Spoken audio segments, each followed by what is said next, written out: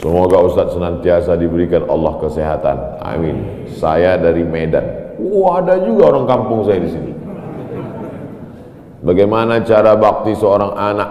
Cara membahagiakan orang tua berjarak jauh dengan kita, sedangkan bertemu dekat bersama orang tua mungkin hanya 1 tahun sekali, Idul Fitri saja, karena harus bekerja di PT Antam Tbk Sulawesi Tenggara. Ada sesuatu yang tak bisa kita bayar dengan uang. Tak bisa dibayar dengan uang. Yang bisa merasakan ini orang yang orang tuanya sudah meninggal. Yang masih hidup tak bisa. Lam ya'rif man lam yadhuq. Yang tak pernah merasakannya tak bisa menceritakannya. Karena tak bisa dirasakan. Setelah orang tua itu tak ada, barulah kita rasa dunia ini hampa, tak ada gunanya. Duit itu tak ada gunanya, mobil itu tak ada gunanya, rumah itu tak ada gunanya, apapun tak ada gunanya. Waktu dapat saya gelar doktor dari Sudan, pulang saya ke rumah, tak ada guna. Tak bisa lagi diceritakan. Dulu apapun yang dapat diceritakan. Mak, aku dapat sorban dari Mak, aku dapat peci. Setelah pulang tak ada. Pulang dari Brunei, dapat gelar visiting profesor di Universitas Islam Sultan Syarif Adi. Tak ada gunanya, hampa. Paling-paling ditulis di baleho aja, profesor, doktor. Untuk menunjukkan bahwa kita bukan ustadz kaleng-kaleng.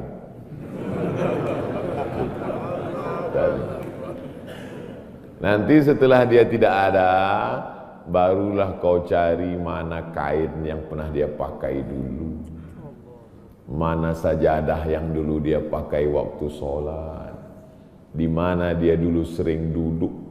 Bekas tempat duduknya aja pun bisa menghilangkan rindu. Bekas tempat duduk. Tempat dia duduk dulu, tempat dia duduk makan kacang sambil minum teh. Duduk kau di situ bisa menghilangkan rindu. Quran yang dia baca dulu lengkap dengan rehalnya. Bangun kau tengah malam, kau bentang sajadah, duduk kau di situ. Kau buka Quran yang dia baca dulu, hilang rindu. Tapi setelah dia tak ada, makanya mumpung dia masih ada, ciumlah tangannya, peluklah badannya, ciumlah keningnya. Kalau kau ada duit, kirimlah. Tak bisa, karena cari makan jauh Pak Ustaz. Mesti terbang dari Sumatera sampai kemari. Apa boleh buat? Memang begitu kondisi ekonomi kita sekarang. Allah tidak marah. Tapi kalau kau mampu, kirimlah. Siapa orang yang kira-kira bisa digaji, dibayar untuk memasakkan dia di rumah? Berkirimlah. Karena sampai masanya nanti duit yang banyak itu tidak ada gunanya.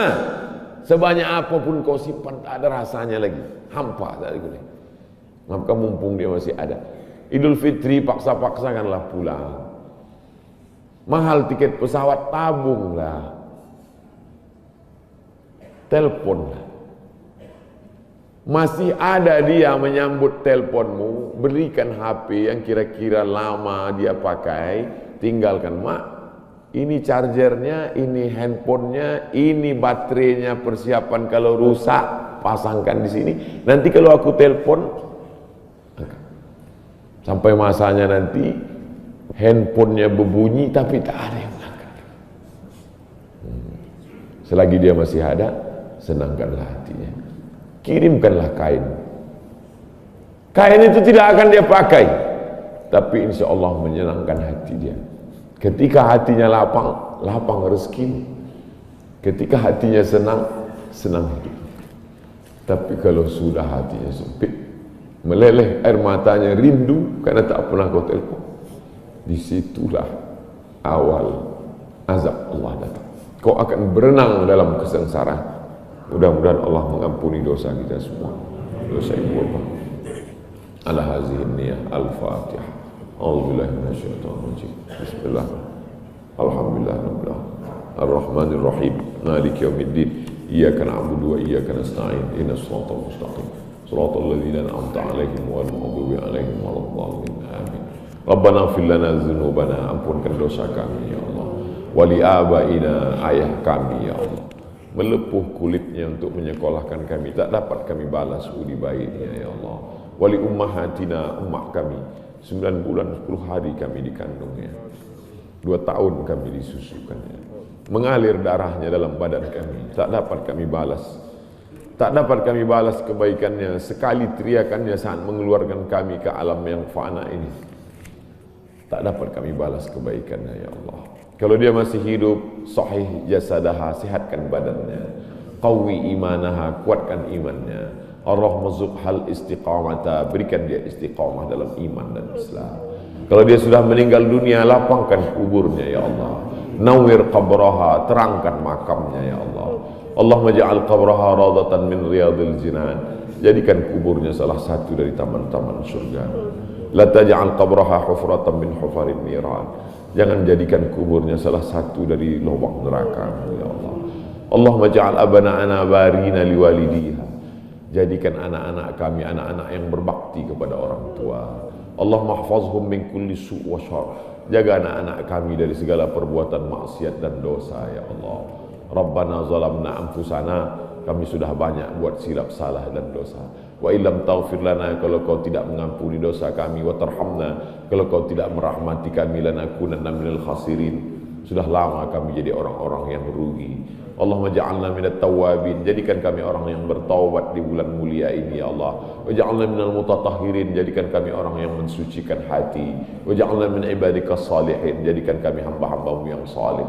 Allahumma ja'al akhira kalamina inda intihai ajalina, kalau ajal kami sampai, malaikat maut tiba mencabut nyawa kami, jadikanlah yang terakhir keluar dari mulut kami la ilaha illallah Muhammadur Rasulullah SAW. Kalimatu haqqin 'alaiha nahya, dengan itu kami hidup, wa 'alaiha namutu, dengan itu kami mati, wa biha nub'atsu, dengan itu kami nanti akan dibangkitkan di padang mahsyar. Rabbana atina fid dunya hasanah wa fil akhirati hasanah wa qina adzabannar. Wa sallallahu ala sayyidina wa maulana Muhammad wa ala alihi wa sahbihi wa sallam, walhamdulillahi rabbil alamin. Itu yang dapat saya sampaikan. Ini kertas, ada kertas, Masya Allah. Saat ini sedang viral tentang nikah beda agama yang disahkan oleh pengadilan negeri. Sementara fatwa Majelis Ulama Indonesia mengharamkan pernikahan beda agama. Bagaimana pendapat Pak Ustadz tentang pernikahan beda agama? Bukan pendapat saya, tentang dalam Al-Quran.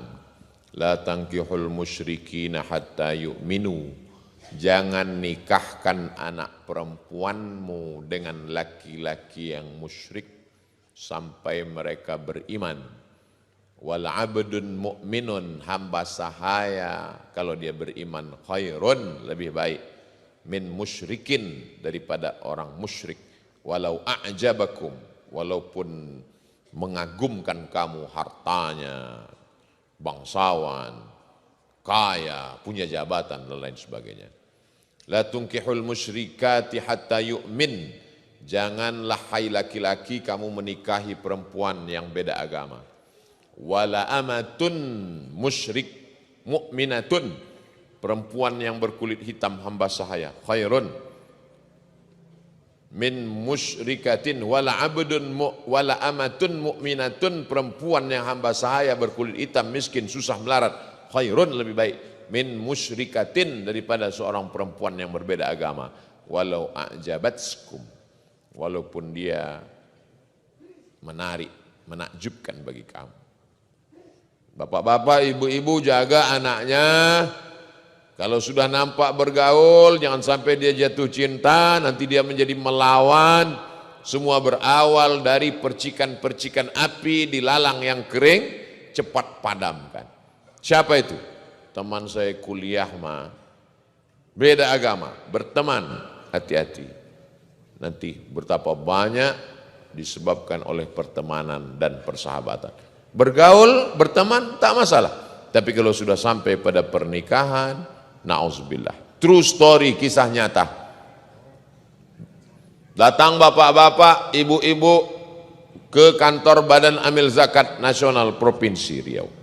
Saya waktu itu jadi tim sosialisasi zakat. Assalamualaikum Pak Ustadz, Waalaikumsalam. Saya mau nanya masalah agama, apa masalahnya? Ustadz Somad nggak usah ikut sidang dulu. Kenapa? Ini ada 2 orang yang mau konsultasi agama.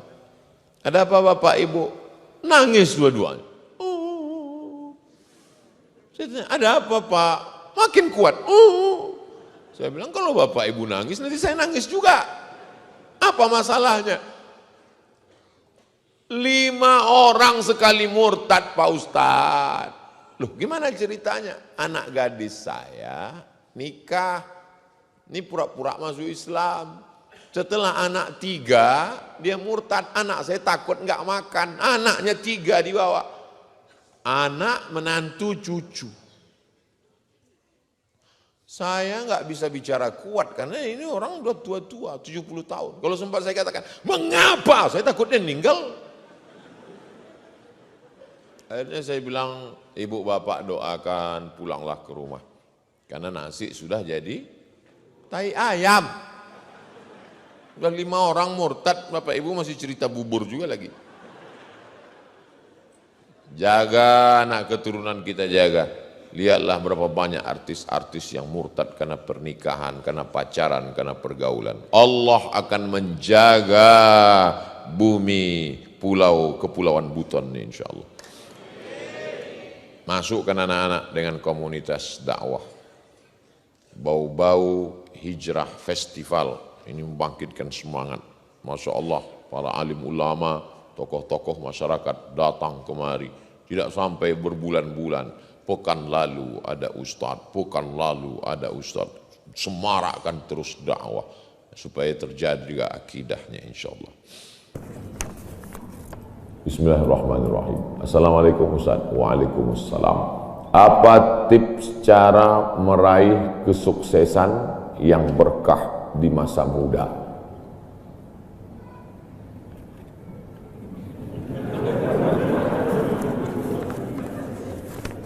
Saya tidak pernah bercita-cita menjadi apapun. Cita-cita saya dulu cuma satu, bagaimana membahagiakan orang tua.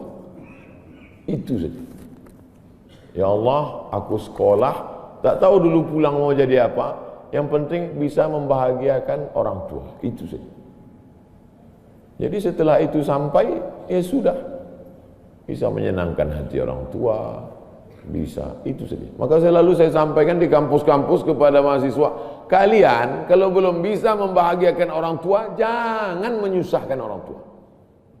Ini kadang baru ngelihat namanya aja di HP dah kumat darah tinggi emaknya. Kalau belum bisa membahagiakan dia, jangan menyusahkan dia. Maka saya di Mesir 4 tahun tak pernah saya minta duit. Tiba-tiba udah sampai ke Mekah. Mak, aku udah di Mekah. Dari mana kau dapat ongkos? Ada tabunganku sikit-sikit. Pergi ke Mekah, kerja, pulang, bayar hutang. Yang pernah menyusahkan orang tua. Oleh sebab itu cita-citanya yang pertama mencari ridha Allah. Ridha Allah fi ridhal walidain wa sukhutullah fi sukhutil walidain. Pulang saya ke kampung, saya mau beli tanah berapa meter, ternak lele, tanam cabai, daun ubi, malam mengajar ngaji. Cita-cita saya kecil aja. Tak ada cita-cita mau jadi ustadz viral disambut di airport, tak ada. Terus kata mak saya, masa kau S2 tinggal di kampung, pergilah ke kota. Akhirnya saya menghonor jadi dosen, siang jadi dosen, malam ceramah di masjid, direkam, diupload, khutbah, diupload, like and share, akhirnya viral. Diusir beberapa kali, makin viral. Dibully, makin viral. Akhirnya yang membuli saya taubat sekarang. Ini orang makin dibully, makin viral. Udah kita diamin aja lah. Itu semua itu kerja kita atau kerja Allah? Kerja Allah. Kerjakan kerja kita, urusan Allah, biar Allah yang ngurus. Kita hidup ini sama macam bawa pancing. Kita tugas kita ambil bambu, pasang kail, cari cacing, letakkan. Masalah ikannya datang tak datang itu urusan Allah. Ini kadang banyak orang ngurus urusan Allah yang dia urus. Urusan Allah yang kau urus. Kata Allah, yang mendatangkan ikan ini urusan aku. 10 pancing pasang, itu urusan kita. Tarik pancing satu, cacingnya hilang.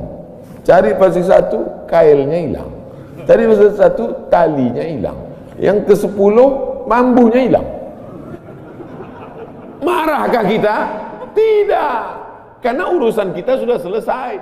Serahkan urusan Allah. Pulang ke rumah, rupanya Allah mau kasih kita bukan ikan mentah, tapi ikan masak.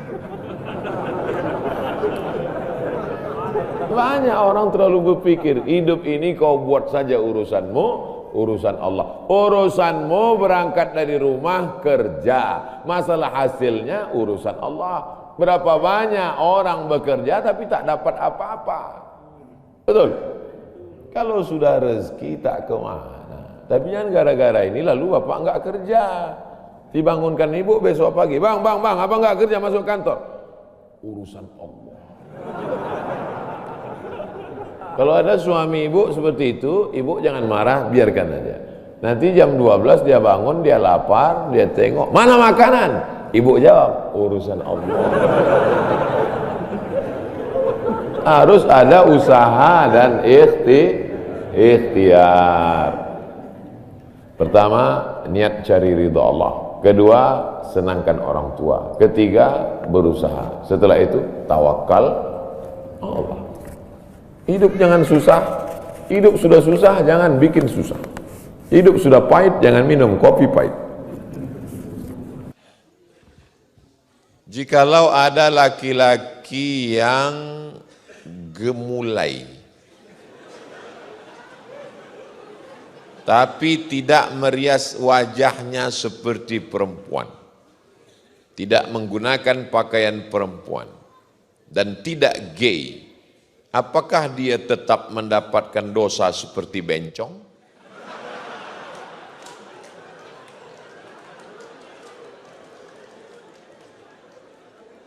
La'anallahul mutasyabbihin minar rijal bin nisa. Allah melaknat laki-laki yang menyerupai perempuan. Ada langkah sebelum, ada langkah setelah. Pada zaman Nabi ada seorang laki-laki memakai henna. Henna daun pacar. Kalau kami di Riau namanya daun inai. Kalau di Buton daun apa namanya? Patirangga. Itu ditumbuk, biasanya dipakai untuk menikah. Di zaman Nabi itu untuk perempuan, laki-laki enggak pakai. Lalu kemudian di zaman Nabi ada laki-laki yang memakai, dibawa ke Rasulullah. Kata Rasulullah, asingkan dia ke satu tempat bernama Naqi. Tempat pemakaman Baqi. Tempat pengasingan Naqi. Asingkan. Karena ini bisa menular. Itu lemah gemulai itu kalau kita berteman lama-lama bisa menular. Maka dia mesti diasingkan. Dia mesti dikarantina. Tapi jangan satukan dengan karantina COVID. Tapi kalau dia sudah sampai pada tingkat melakukan hubungan homoseksual, maka ada hukuman yang jelas. Man wajadtumuhu ya'malu amala qaumi Lut, kalau kamu dapati ada orang yang tertangkap melakukan perbuatan umat Nabi Lut, nama kampungnya Sadum, perbuatannya disebut dengan perbuatan orang Sadum. Maaf, itulah dia Sodom. Perbuatan orang Sadum, sodomi. Maka dinaikkan bagian kerak bumi ke atas, yang atas turun ke bawah. Ja'alna 'aliyaha safilaha, kami jadikan bagian atas turun ke bawah, yang bawah naik ke atas. Amtarna 'alaihim, kami hujani mereka. Bihijaratim, dengan batu. Min sijjilim mandud, dari api yang terbakar. Akhirnya mereka pun mati bergelimpangan. Salah satu contohnya adalah kaum-kaum homo yang membeku jadi batu di Pompei. Nah, ini semua menjadi iktibar pelajaran. Kalau dia tidak memakai pakaian perempuan, tidak memakai aksesoris perempuan, tidak operasi kelamin, dan dia tidak homo, seperti pertanyaan, hanya dia gemulai saja. Gak tahu entah kenapa dia gemulai. Mungkin terlalu banyak makan cendol, sehingga dia seperti tak bertulang. Dia nggak apa-apa, tidak ada hukum bagi dia, karena dia tidak melakukan dua. Pertama, tidak menyerupai perempuan dan tidak melakukan hubungan seksual sejenis. Nah, ini penting kita jaga. Makanya saya yakin dan percaya anak-anak muda di Pulau Buton tidak akan melakukan itu, karena masyarakat Buton ini masyarakat yang gagah dan perkasa. Seandainya orang Buton ini lemah gemulai, mana mungkin bisa bangun benteng terbesar di dunia, mengangkat batu.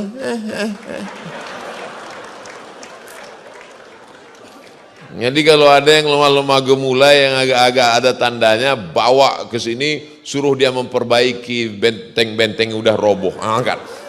Insya Allah hilang bencongnya.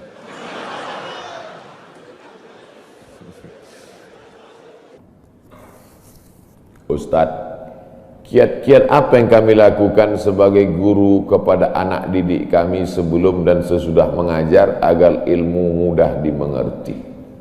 SDIT Al-Farabi. Aristoteles, Socrates, Thales, Demokritos itu adalah pemikir-pemikir dari Greek, Yunani kuno. Pada masa abad kedua datang seorang khalifah bernama Abu Ja'far Al-Mansur. Semua buku-buku dari Yunani diterjemahkan.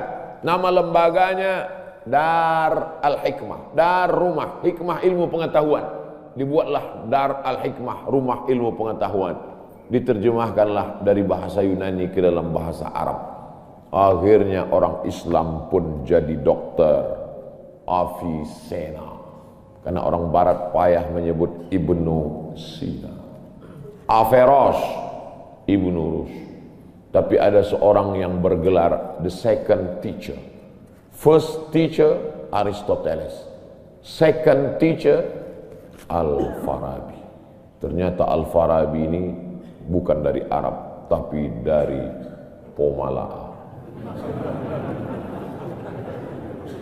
SDIT Al-Farabi. Ini supaya wali murid tahu, anak ibu di mana? SDIT Al-Farabi. Al-Farabi itu artinya apa? Ya SDIT. Al-Farabi itu di barat dia diberi gelar the second teacher. Guru pertama Aristoteles, guru kedua adalah Al-Farabi, saking cerdasnya. Artinya apa? Dia tidak hanya diakui dalam Islam, tapi juga di luar Islam. Kenapa dikasih nama Al-Farabi? Karena ingin anak-anak kita dalam kepalanya tidak hanya fisika, biologi, kimia, matematika, bahasa Inggris, tapi juga dalam kepalanya ada Quran, hadis, fikih, akidah akhlak, dan bahasa Arab. Sehingga nanti dia akan menjadi ekonom, tapi ekonom yang beriman. Dia akan menjadi filosof, filosof yang bertakwa. Inilah cita-cita alumni Al-Farabi, insyaallah. Amin ya rabbal alamin.